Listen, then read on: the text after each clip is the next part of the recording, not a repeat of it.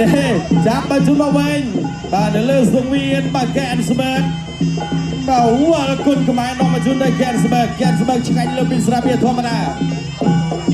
បាទសារ៉ាប់គូវត្តឆ្វេងមួយមេឃាបិទដូចជាមេឃាដូរយុទ្ធសាស្ត្រហើយធាក់មួយវាយចូលពោះទឹករបស់មេឃាបាទលោកអញ្ញាកណាសួងសវណ្ណថាដល់វាយណាបាទគោដៃវិញរបស់មេឃា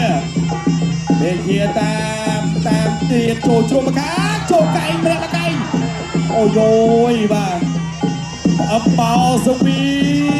នកែងរបស់មេឃាជង្គង់របស់សារ៉ាប់គូ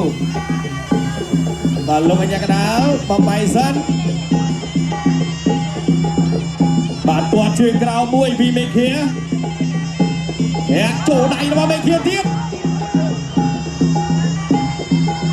បាទមេឃាទាត់ជើងក្រោមមួយរបស់មេឃាវាយខាងលើផុតបាត់ហើយពីមេឃាទាត់ក្រោមពីសារ៉ាប់គូបាទអ្នកបោះប្រយ៉ងថាសោយពោះទៅទៀតតាមទៀតហើយពីមេឃាតាម